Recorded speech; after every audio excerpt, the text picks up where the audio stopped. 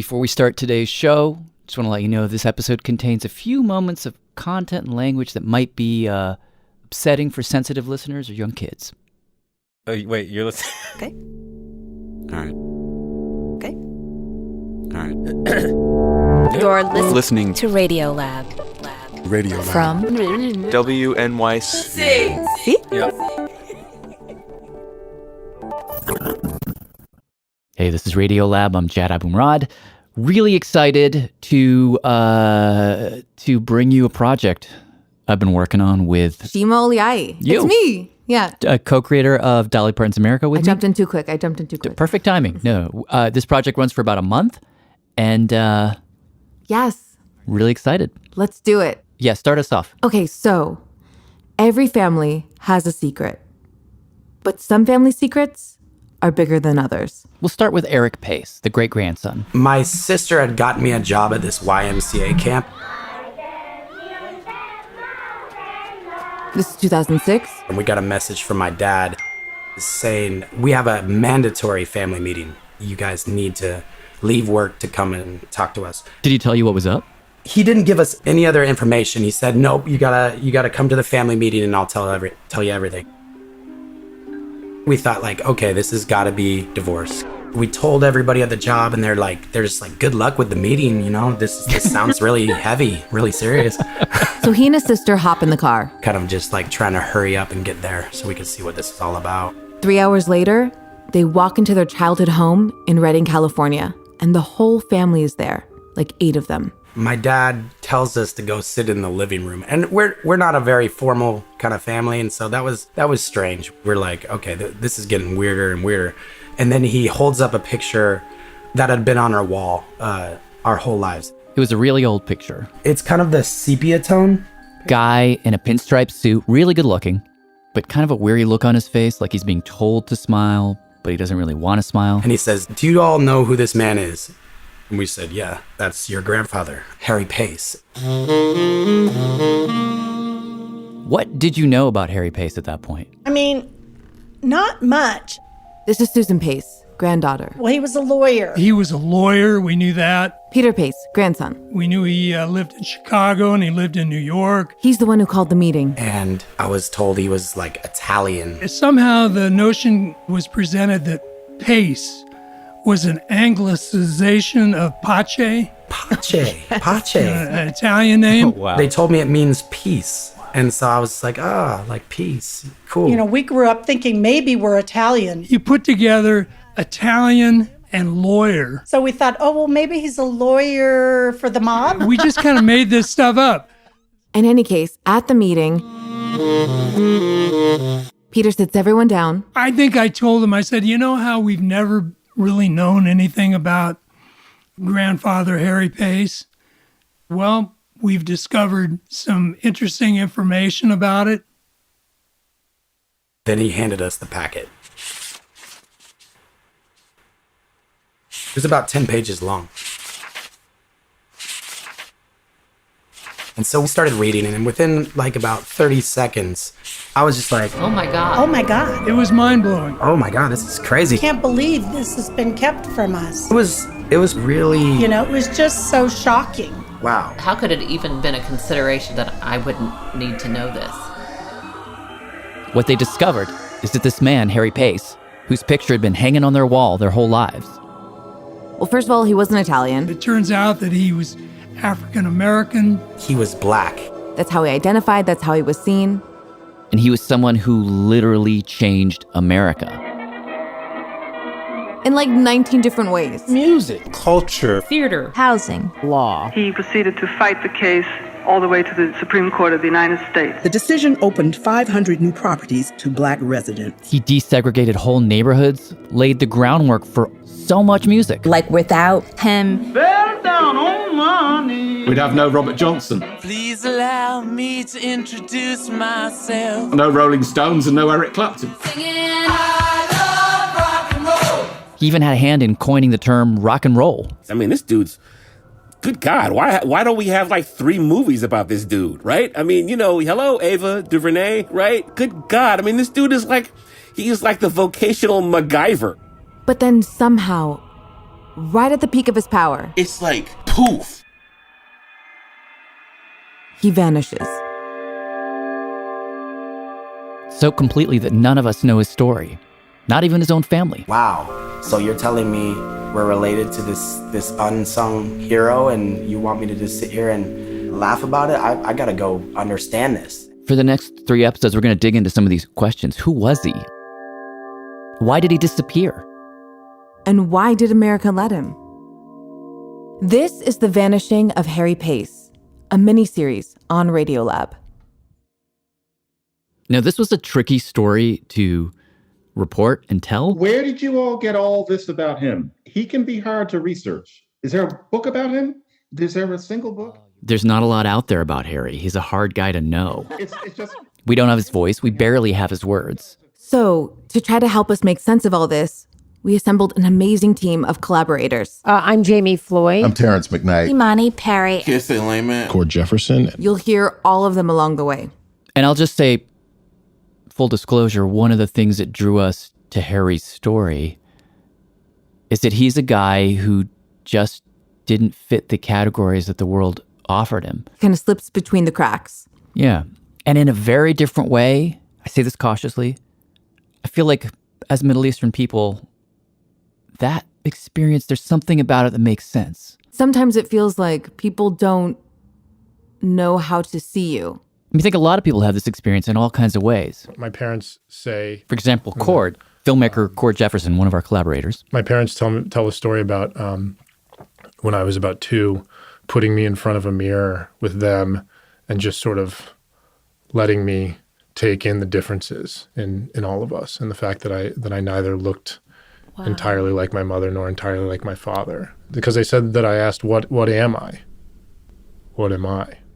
I cannot remember a time when I was not aware of being different from everybody else I knew. This is journalist Jami Floyd, another of our collaborators. She runs WNYC's Race and Justice Unit. I mean, everybody I knew was either white or black.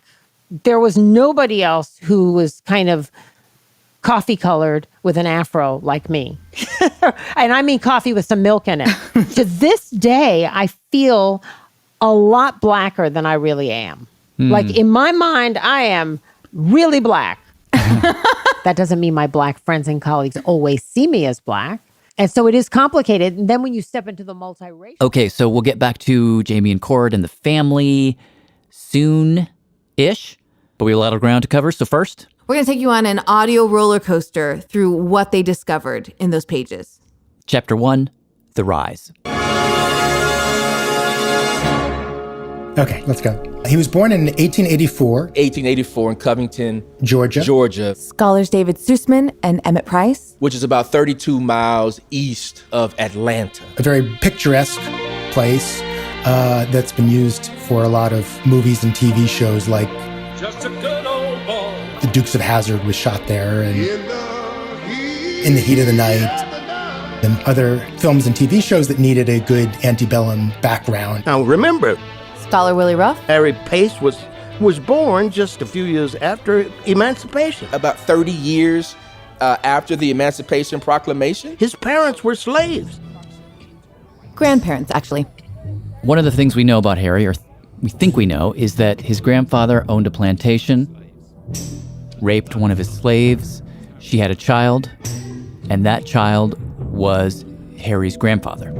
Which helps to tell us why Harry himself was so fair-skinned, which played quite a role throughout his life. This is journalist Paul Slade. To our knowledge, he has written the only book that's out there about Harry.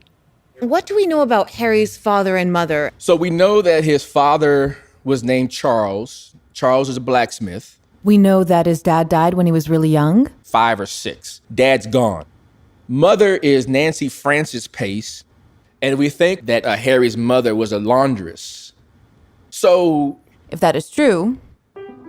then we do know that the type of folks whose laundry she would be doing would be of significant means. She was a single mom, so no doubt she took Harry around town with her as she was picking up laundry and dropping it off. And so he was able to see a huge swath of people that most average kids wouldn't have access to. It was probably pretty eye-opening for him at a young age. Cord Jefferson again? I have no idea, but I just think that he probably saw people treat his mother pretty horribly as a servant, as somebody who you give your dirty underthings to. My grandmother and grandfather were domestic servants at a rich white man's estate in Ohio. If you see yourself as being part of the underclass, I think that there's some anger that develops with that. One of the things we do know about Harry is that later in his life, he would write a brutal revenge story. Through all these years, he had held this bitterness, this desire for revenge against those of his own blood who had cheated him out of the heritage and the life that properly belonged to him. About a young mixed-race kid like him who tracks down his white ancestors and kills them. He thought of himself as being a special avenger of God, an instrument to be used in bringing about punishment. So yeah, there might have been some anger there.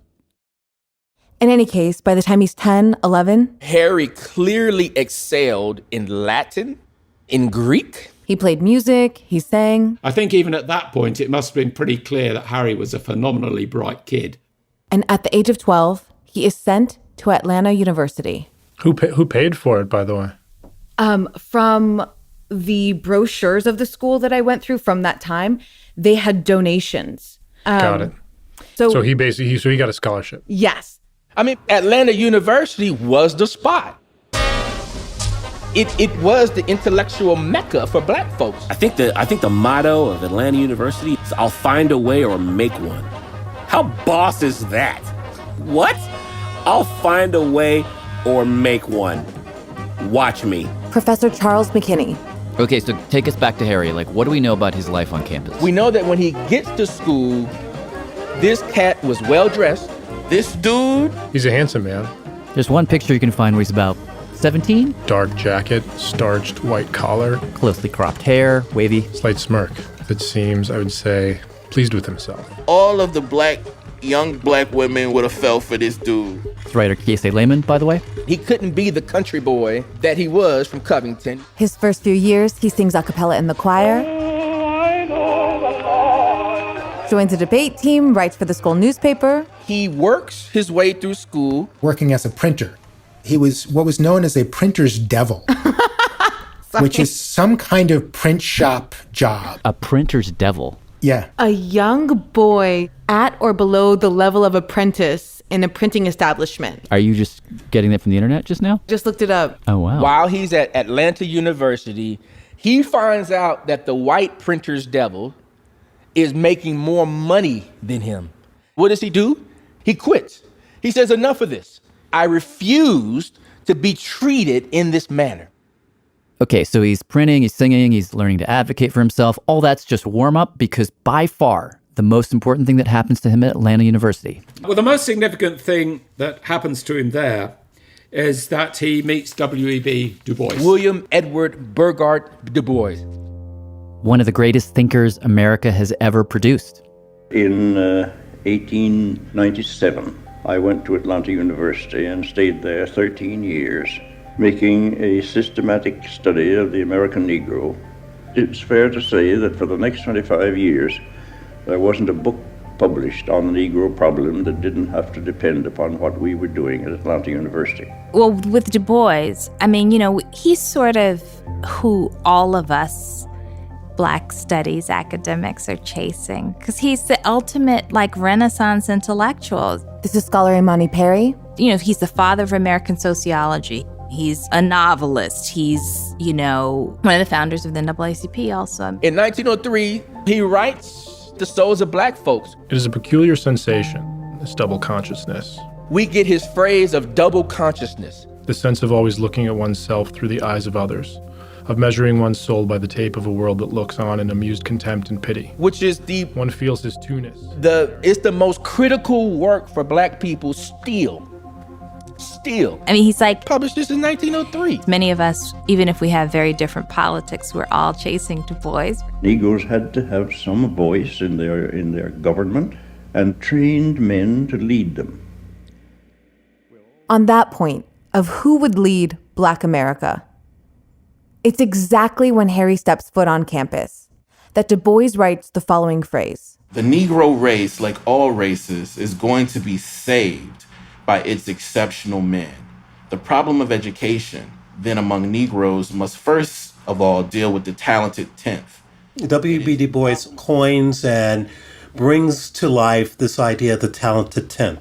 Scholar Bill Doggett. That African Americans, Negroes, only 35 years earlier slaves, could improve its lot in America by investing in the talented 10th, the brightest, the most intellectual of the race.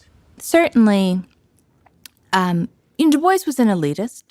But his idea was, I want to find people who can accomplish things that are so great that even the most bigoted white person can't deny it. And Harry was almost a personification of that, I think. In the talented 10th, Pace is number one. Okay, if we were to imagine then, Harry has just started there. Like, what would have been the first interaction like? Harry Pace would have heard about him. But then when he sees him, Du Bois is light-skinned. So you could only imagine Harry Pace following this guy around, trying to figure out what makes him tick. Easy to imagine that one day after class, he's like, "Excuse me, Mr. Du Bois, I have a question." And boom. I mean, you see this bond that's there. I mean, if we think about Star Wars, Harry Pace is the Padawan, to the Jedi Master, Du Bois. Yes, Jedi strength flows from the Force. W.E.B. Du Bois more or less adopts Harry. He recruits Harry to help him with some of his own research projects. He, I think, gives Harry the father figure that this fatherless kid has never had. And he also gives Harry a whole outlook. To be a race man, driven by a sense of service to Black people. The talented 10th, that it's up to him to lift up the race. Double consciousness. It's up to him to see himself through the hostile white gaze and manipulate that gaze for his own benefit. In fact, later in his life, he would give speeches about how important it is to use public opinion to make equality happen. The question was, how do you do that? How do you show white America what Black America is capable of? That's after the break. This is Angela Babiars from San Jose, California. Radiolab is supported in part by the Alfred P. Sloan Foundation, enhancing public understanding of science and technology in the modern world.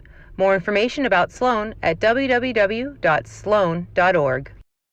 Science reporting on Radiolab is supported in part by Science Sandbox, a Simons Foundation initiative dedicated to engaging everyone with the process of science. Okay, this is The Vanishing of Harry Pace, a miniseries on Radiolab, episode 1. That's Jad Abumrad. I am Jad, you are... I'm Shima Oliaee. And we are here. Yeah, we're two people making a podcast. Let's do this. So get us back to the story. Okay, so Harry Pace, talented tenther, Du Boisian race man that wants to uplift as he climbs. The question is, how? How are you going to do it? And the answer he comes up with through a roundabout series of events ends up creating this amazing thing that we're celebrating the 100th anniversary of pretty much right now. But it begins at a bank. So 1907. Harry is working at Solvent Bank on Beale Street in Memphis. He taught Latin and Greek for a while. He tried to start a magazine. And now he was working at a bank. Harry's there at Solvent Bank, sitting at his desk. And a man who turns out to be W.C. Handy walks in. Now, Handy, the father of the blues, when I didn't love you, W.C. Handy, who we now know as the father of the blues, the man who really introduced blues music to America and to the world. It is my good fortune. This is Handy from An Oral History. To live for 2 years in the state of Mississippi and to hear the crude singing, eh-oh, of the Negro down there, eh-oh. Harry would have known who W.C. Handy was. Obviously, first of all, they have to talk about the mortgage business. Mr. Handy, please sign this form and that form. As the meeting draws towards an end, all the mortgage business is completed. I imagine Harry hesitating for a moment and wondering, do I dare do this? He might not like it. What's he going to say? Should I show him my lyrics? Turns out Harry had been writing some song lyrics that he probably had in the top drawer of his desk. The way I imagine it, he gets up his nerve, he takes a deep breath, he does show Handy his lyrics, and lo and behold, Handy rather likes them. Shortly after that meeting, they get together and start writing songs. The first song that he collaborated on Harry with was called In the Cotton Fields of Dixie. I can do any of this.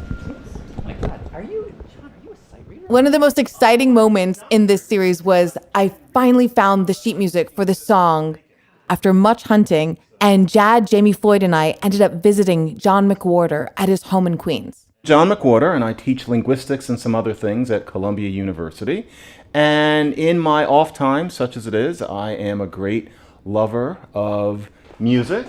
Right now, I'm in a room where I believe there are 850 Broadway cast albums. And I'm straight.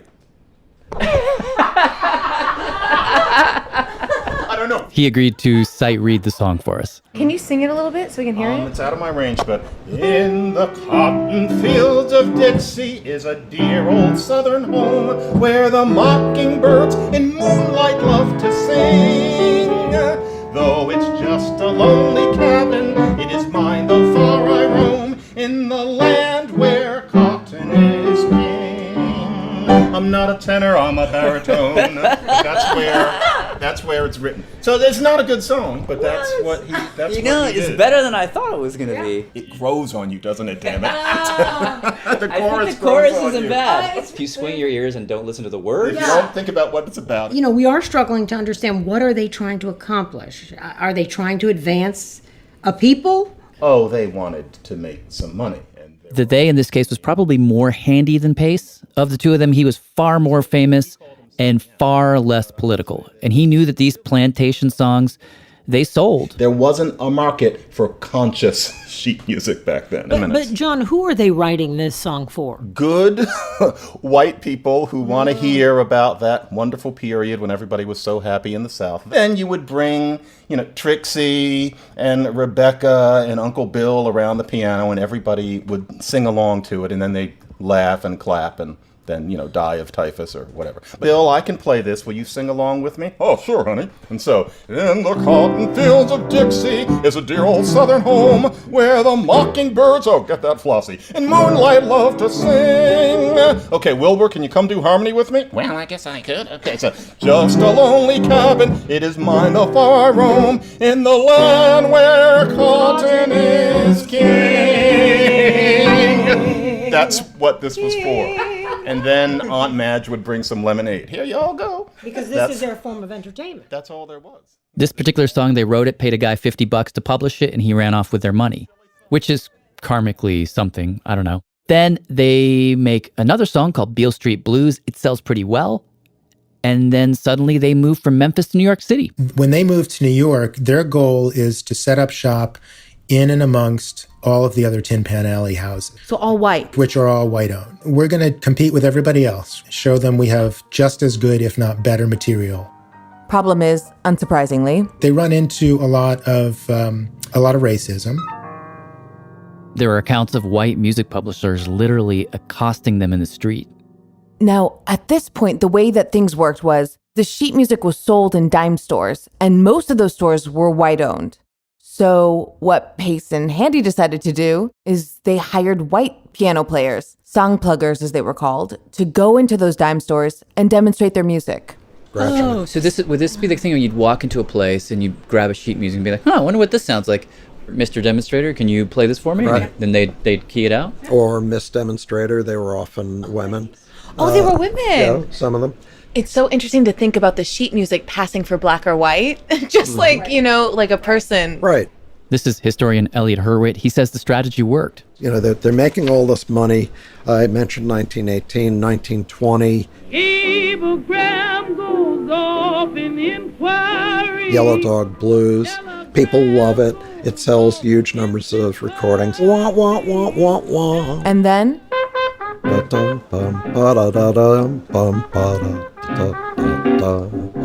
The big one. St. Louis Blues. Maybe the most popular song of the 20th century. It's recorded over 2,000 times. Wow.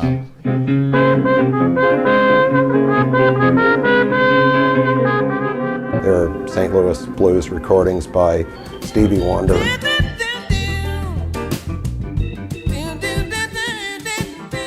St. Louis woman. Nat King Cole, Louis Armstrong. The Beatles? Herbie Hancock. People will be recording that for another 100 years. So the product that these guys produced was immensely important and spread all over the world and really helped American folklore and American styles and ways of thinking. It's through these two men, primarily, through Pace and Handy, that this pervades and permeates mainstream American society. So white people in Ohio have their sheet music on the piano and they're playing it at parties. People are buying recordings of their records in Australia, in England, eventually in Korea and in Russia. This is how America really invades the world. So Pace and Handy are killing it. Absolutely killing it.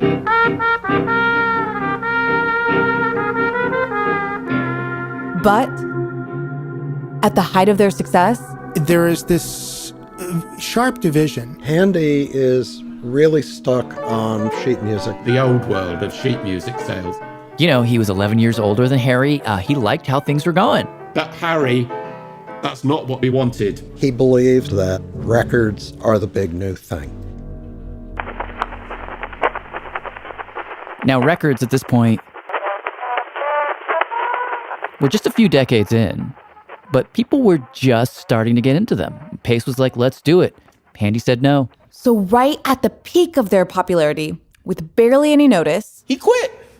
He rolled out. He was like, enough. I'm done. Harry Pace bailed out of Pace and Handy. Harry also poached a good number of Pace and Handy's staff. Oh. Right the way from the post room to the accounts department. Mostly people in their 20s. Do we have any idea how this hit him? Oh, yeah. What does he say? He says, all in, down and out. He talks about, I was broke in the bank and blind and, you know. Blind? How could Pace do this to me kind of thing. But for Harry, this was about more than just music. Remember, Pace is a race man. He's got a mission. He's a race man. The same way that Du Bois is a race man. Harry Pace is all about black people, of how do I uplift, right, while I climb.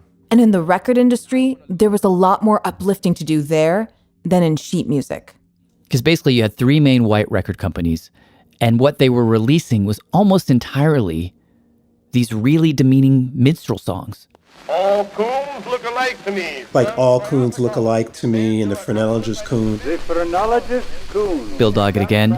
He says it is impossible to overstate just how massive minstrelsy was at this point in time. The minstrel show is the behemoth of American entertainment at the turn of the century. It is based on the demonization of blackness.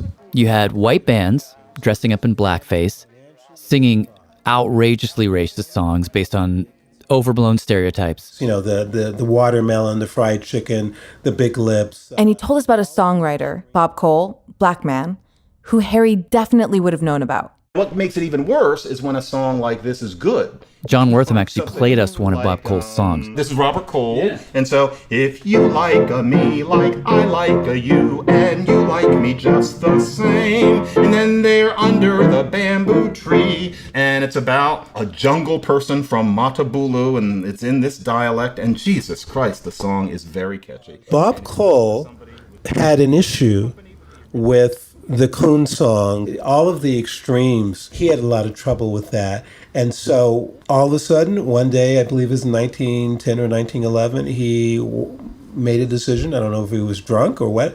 He walked into a lake and drowned. Wow. Here is the most successful black writer of his time period. Wow.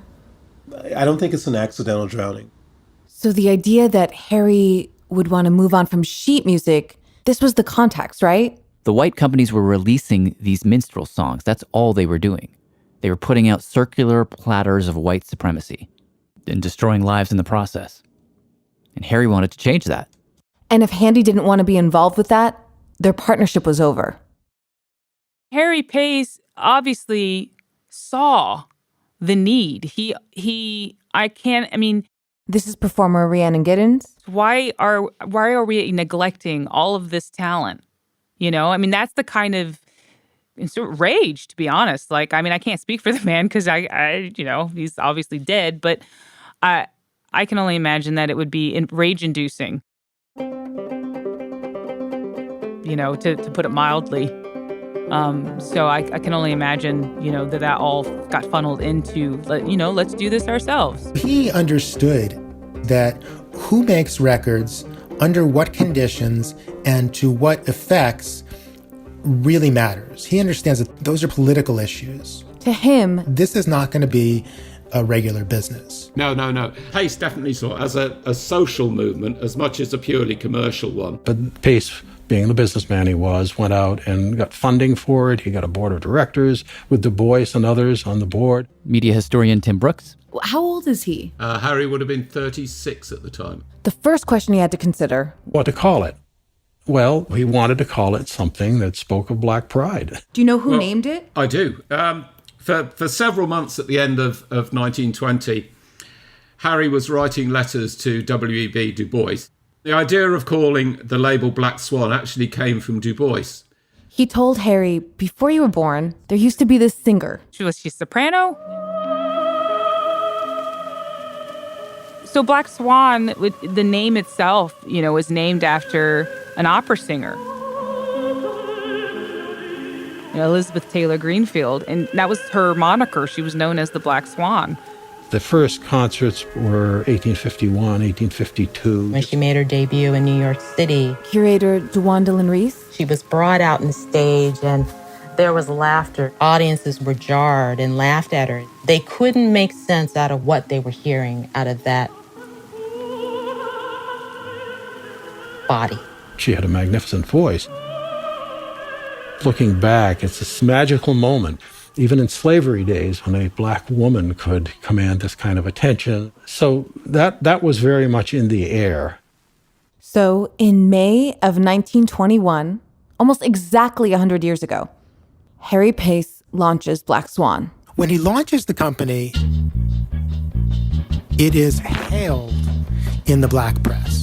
Chicago Defender, May 7th, 1921. News of the completion of the first list of Black Swan records, which are now ready for delivery, will be received with great interest and enthusiasm by our people all over the United States. When the announcement was made that a company had been formed to manufacture phonograph records by our artists, a great uproar was caused among white phonograph record companies who resent the idea of having a race company enter what they felt was an exclusive field. They could see what a huge deal it was. I've got one of their first press ads here from May 1921. Ask your dealer for Black Swan Records, the only phonograph company owned and controlled by colored people using exclusively Negro voices and musicians. So the only records using exclusively Negro voices and musicians. Yes, that was a slogan and a fact. You remember FUBU? FUBU runs the fashion world. FUBU clothes. FUBU, right? The style, the vibe, the feel. For us, by us. This was the 1920s version. I'm just keeping it real. All stockholders are colored. All artists are colored. All employees are colored. And what did they release? What was their first record? There was At Dawning by Ravella Hughes. Okay. And For All Eternity.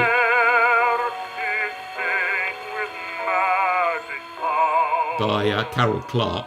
It's more opera-y than I expected. Well, this is classic Talented Tenth stuff. Uplift the race by trying to encourage people to listen to better music, quality music.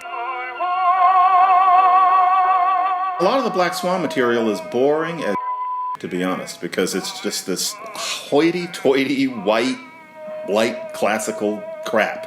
But I get why he recorded it, because the idea is to show that Black people could do that too.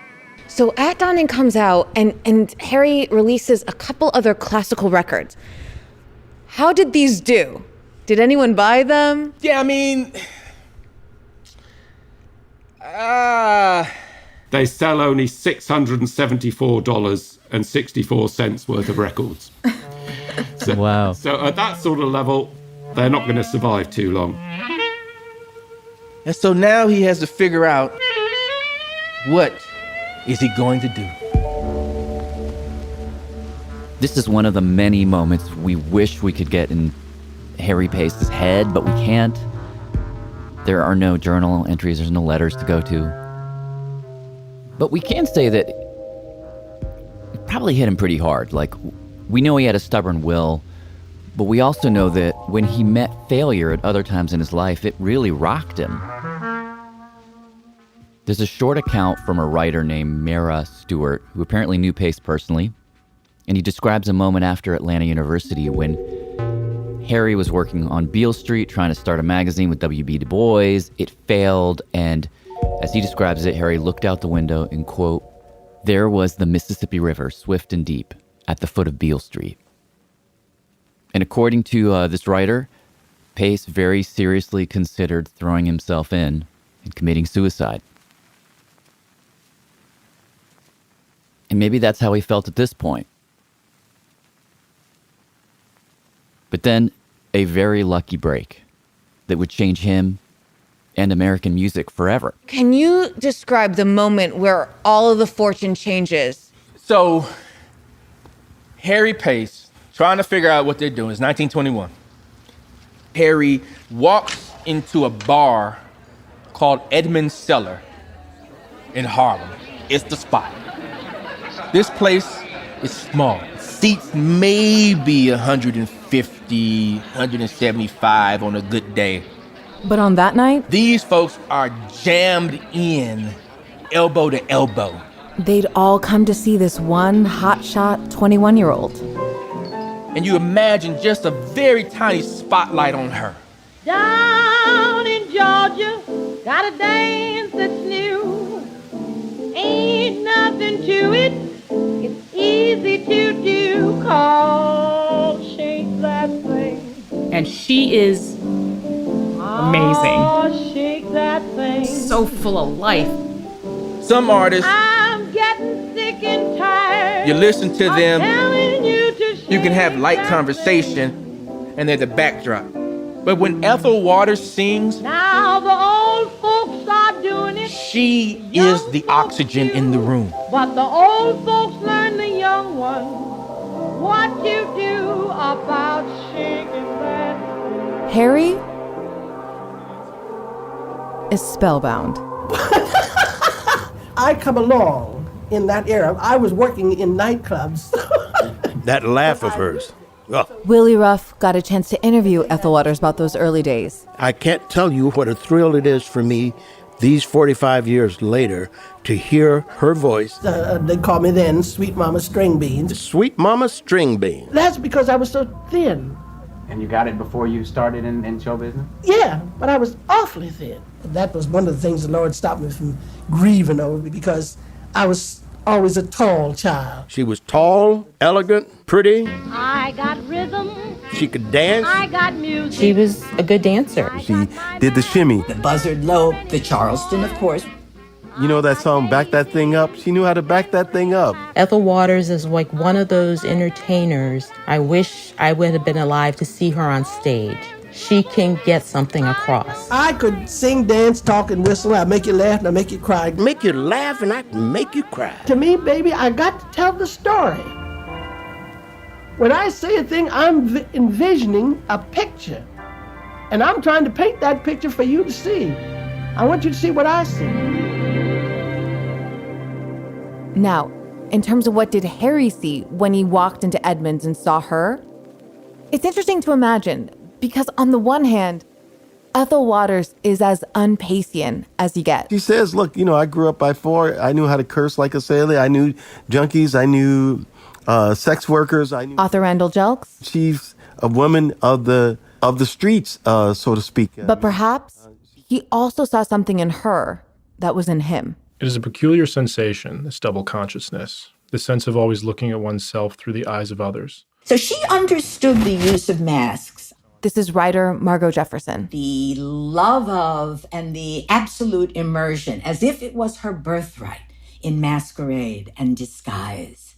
Ethel was a chameleon. She played with styles, doing what you might call vocal blackface and vocal whiteface. Can you give us an example of that? What does that mean? Well, you can hear that, it's a good question, in the, for example, I can't give you anything. in I Can't Give You Anything But Love. Baby. The first verse she sings, with what we might call white-faced gusto. I can't give you.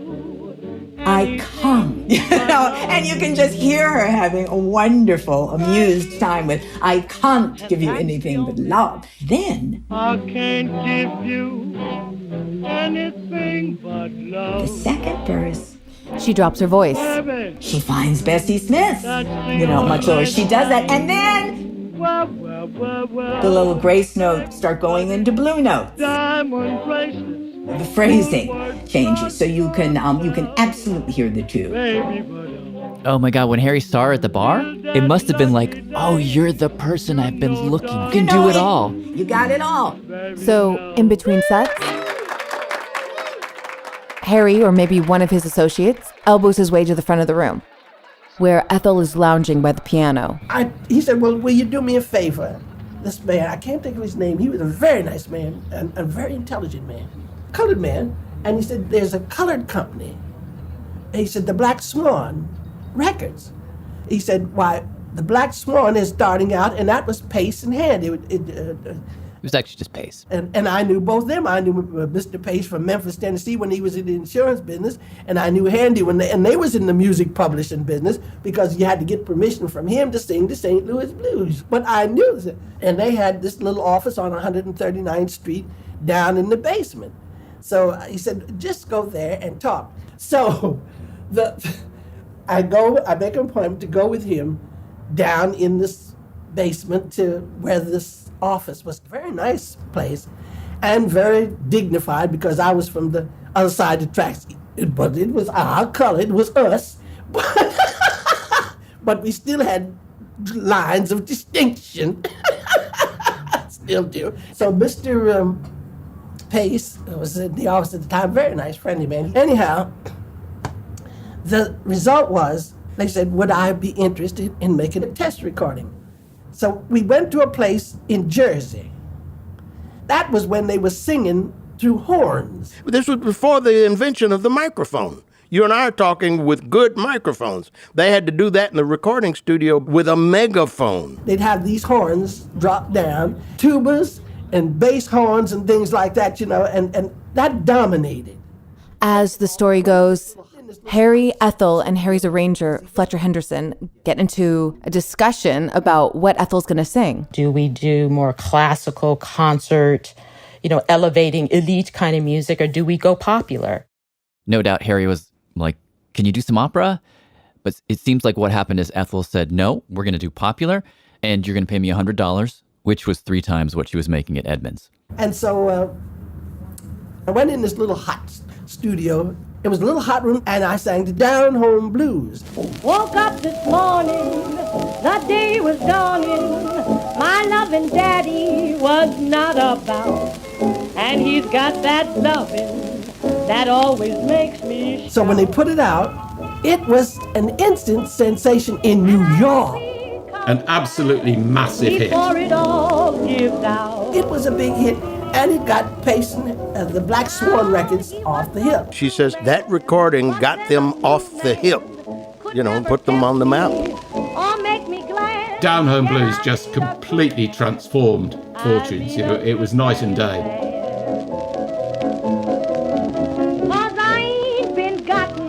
That don't mean I can't be had. The success of Down Home Blues was so big, it kept on going back to the press again and again. Some because I'm snappy. Some call me honey. Quite a few think I got money. Harry always used to claim that he sold 500,000 copies of Down Home Blues in 6 months. Probably a bit of an exaggeration. Harry is hyping it up for all he's worth when he gives that figure. But it's hard to appreciate. Music of the past can sometimes sound really far away. It's hard to appreciate what an atomic bomb Ethel was. You could argue that from this moment forward, she became the first crossover artist in American history. She was Beyonce before Beyonce, right? I mean, she was on stage, she was in the movies, she was a recording star, so she's a superstar. As soon as Ethel hit, Harry basically does a 180 from opera to blues. And he starts spitting out press releases full of lies just to stoke the hype. So this was dated December 24th, Christmas Eve, 1921, in my newspaper, the Chicago Defender. How I loved that paper. Ethel must not marry, sign contract for big salary, providing she does not marry within a year. This is the contract? Ethel Waters has signed a unique contract with Harry H. Pace, which stipulates that she is not to marry for at least a year, and that during this period she is to devote her time largely to singing for Black Swan Records. It was due to numerous offers of marriage, many of her suitors suggesting that she give up her professional life at once for domesticity, that Mr. Pace was prompted to make this step. Side note, Ethel Waters was openly in a relationship with a woman. Harry would have known this. She was dating another woman named Ethel, a dancer, and they were famous in Harlem for getting into screaming matches in the streets. New York Age on the must not marry contract. But she played along. Upon receipt of these documents, Miss Waters is reported to have smiled and prominently attached her signature to the contract, which was returned to New York without delay. Miss Waters' contract makes her now the highest salaried colored star in the country. There is no diminution in the number of prospective swains. I'm sorry. Swains is a word that we should bring back. Information is to the effect that there is no diminution in the number of prospective swains, however, and that each city visited adds its quota to the list of victims. This is an amazing sentence. I mean, what a beautiful... She must have felt amazing. This is in the newspaper? Oh my God, yeah. It's just like everybody's famously aroused by you. In any case, only a few months after that big hit, after Ethel signs the contract, Harry was getting the tour underway. They start touring as Black Swan Records. I mean, we'll later see Motown Records do this, Stax Records do this, Bad Boy Records do this. All of the record labels that come later in terms of black-owned for black folks, they take the same model. The tour actually kicked off in Washington, D.C., November the 17th, 1921.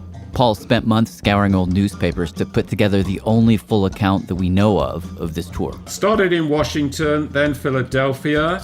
They played New York. A little later it was Baltimore. Spent a long time touring around small towns in Ohio. Paul says at first they played little Nickelodeons in black-run theaters. Cincinnati, they played Little Rock. Ethel would always headline. Woke up this morning. She was the big star. Lower down the bill, maybe a comedian. In one case, they had some acrobats. And all along the way, it's like one of those Avenger movies where superheroes just keep making cameos. Like, that just keeps happening. For example, in New Orleans, that's where Fletcher Henderson met Louis Armstrong. Was on this tour? On this first tour? And it ultimately, that's the meeting that led to Louis Armstrong joining Fletcher Henderson's band and, inventing swing music. Oh my God. Louis Armstrong was an unknown young trumpeter at the time. So there was Louis. Also, in a few of the early days, Jack Johnson. One of the greatest fighting machines in the history of boxing. Jack Johnson was the first heavyweight boxing champion in America, maybe the most famous person in the country at that point. And he was the reason for that phrase, Great White Hope. White people hated that he was so good, kept throwing up challenger after challenger. He always beat them. Johnson rushes in, lands an uppercut, 3 left hooks, a tremendous barrage of punches. Apparently on the tour, he'd do little comedy skits. I have been requested to tell just how I knocked out so many of my opponents. And he would tell stories. He put the moves on Ethel at one point, but she brushed him off. Speaking of Ethel. Jubilee is proud to have with us tonight a talented lady, Miss Ethel Waters. Thank you, Ernie, and hello, Len. It's a privilege to be here. Another thing that happens is that Ethel Waters appears on this new thing called the radio. Here I go blow again. Sings a few songs. Just hearing trumpets blow again. So that makes her the first black woman to ever sing on U.S. radio. Wow. I was the first, and I was the first colored person. Having that voice transmitted across the airwaves was extremely significant. But anyway, let me get back on track. As the tour gathered force, Ethel was determined that they should play dates in the South, because her argument was that all the records that have sold for Black Swan, all that music originates from the South. We have a responsibility to let the people they hear us play it. As soon as she suggests this, 4 members of the band, they quit. They weren't going down south.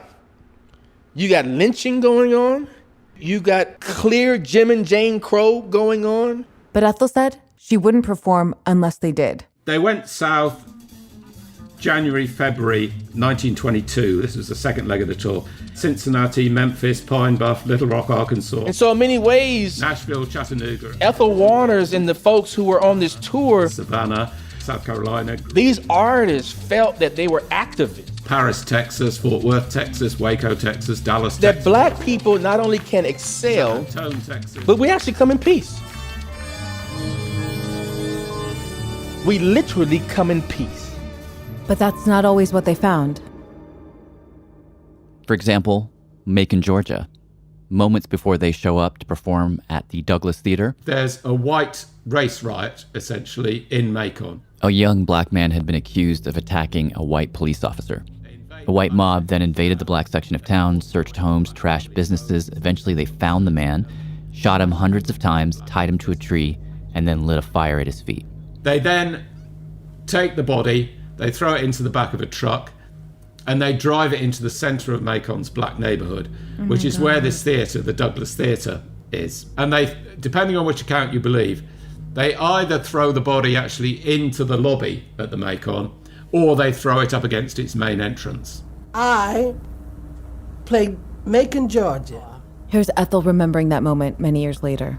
And I got there just a few, they had just removed, say, about a half hour before I got there, the remains of a person that had been lynched, a man that had been lynched. And you never sense the pall that comes over. It just, you could feel it. You didn't see nothing. But 10 years later, when Irving Berlin writes the song Supper Time for Ethel, which is an anti-lynching song, that's the incident that Ethel thinks of to fuel her performance. When Mr. Berlin was telling me about how to portray, I only had to remember. Somehow I ain't able, 'cause that man of mine ain't coming home no more. The grief and the fear. In any case, I gotta say, the fact that this tour even happened is kind of a miracle. Yeah, absolutely. As the Troubadours toured through the South, something surprising happened. Black Swan became quite a chic thing for people right at the top of white society. He says nouveau riche white people started giving each other Black Swan records as wedding gifts, and Harry started adding shows to the tour. What would often happen is that they'd organise what they called a midnight frolic after the main show on a Friday or a Saturday night. It would start about 11 o'clock at night and it would run probably till about 2 or 3 in the morning. And this would be a whites-only show. Is this like the equivalent of Brooklyn hipsters coming in and slumming? Yeah, I think that's probably right. One of the strangest, most amazing details of this tour is that at a few of these midnight shows, for Ethel Waters' big entrance, the electrician would kill the lights. The stage would suddenly be plunged into complete darkness. Ethel would then walk onto stage, holding a giant Japanese fan that covered her entire body, and behind the fan was her dress made of 100% radium. Wait, you mean radium like the element? Yeah, absolutely. Oh. So the whole building is pitch black and all you can see is Ethel on stage. She then snapped shut her fan, and what the crowd suddenly sees is this woman. Illuminated by the light of this radium dress.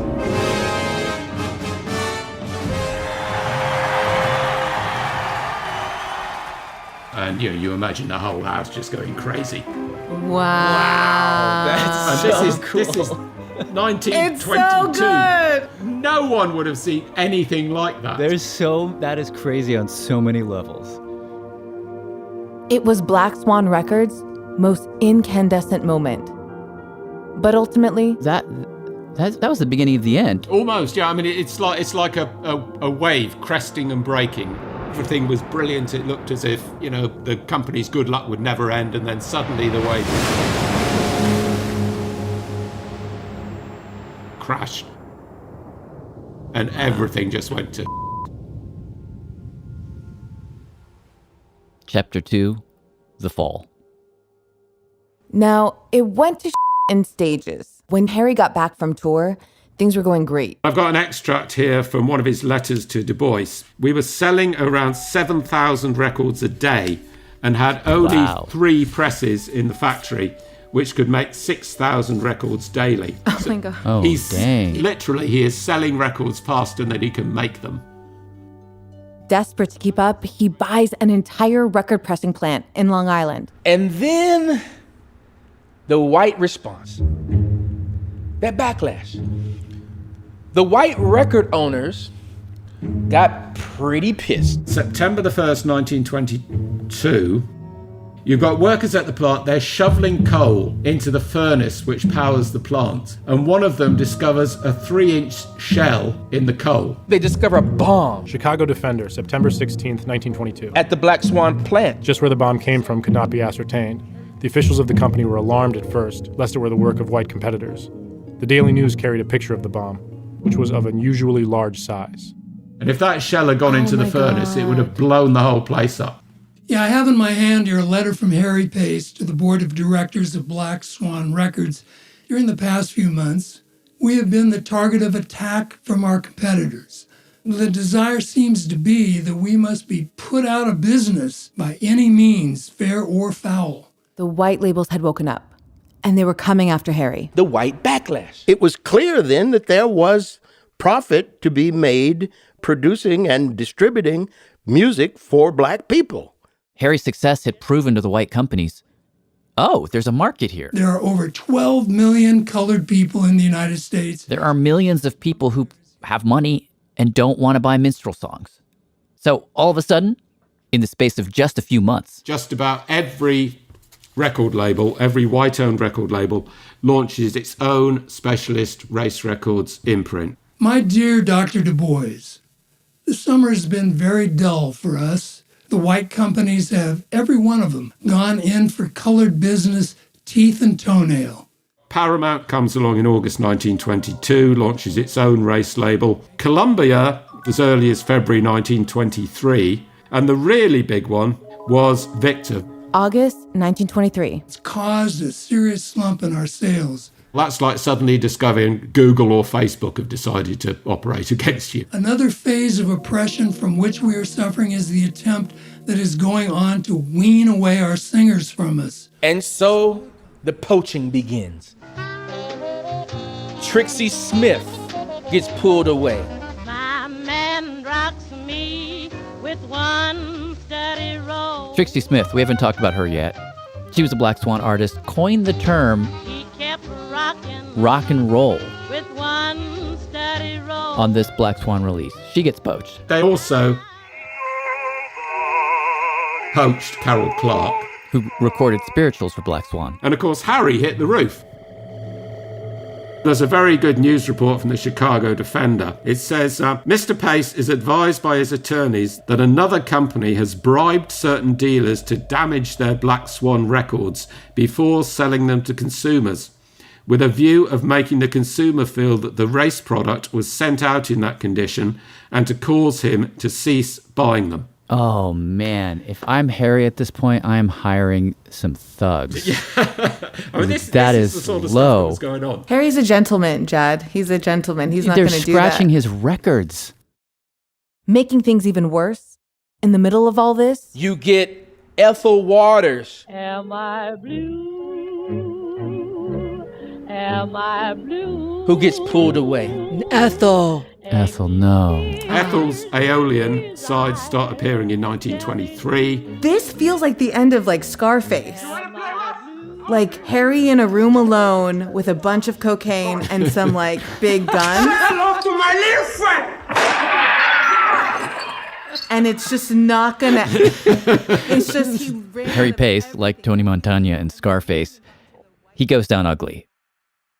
First thing he does is he starts running ads in newspapers saying, Don't be deceived. Don't be deceived. Don't be deceived. Passing for colored has become popular since we established Black Swan Records, the only genuine colored records. Harry would accuse white companies of passing for black. Every white phonograph company is now issuing a Jim Crow catalog of records. He says they're operating a Jim Crow annex. Whoa. And I've saved the best till last. Oh no. Oh no. It gets worse.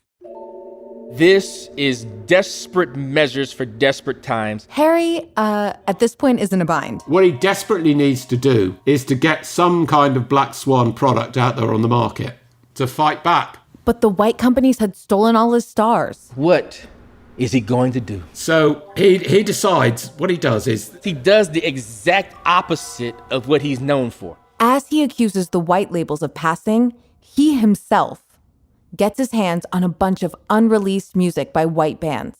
Gets them through a white lawyer, by the way. And he changes the names. Not the music, just the names. He takes white artists' recordings and he passes them off as black. Mamie Jones, for example, she was really a white singer called Aileen Stanley. Henderson's Dance Orchestra, that would have been either the Merry Melody Men or Lanin's Roseland Orchestra. Rudy Wiedoff's Californians, that's a German name, Wiedoff, they became Haynes Harlem Syncopators.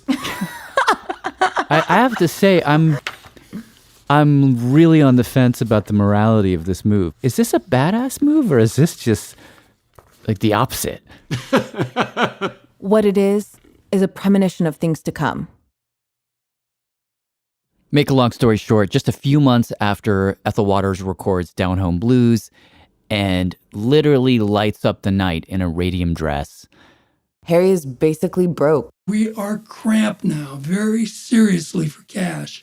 We are cutting down to the bone in every way, although I have personally put in large amounts of money and have used my personal credit to borrow more. Harry was forced to cut the price of Black Swan's discs. They'd started off at $1. He had to cut them first to 85 cents and then to 75 cents. Eventually, he's selling whole bundles of discs. And he's throwing in a free 10-cent pack of needles. So what? Phonograph needles. Okay. So, at prices like that, there's just not much room for profit.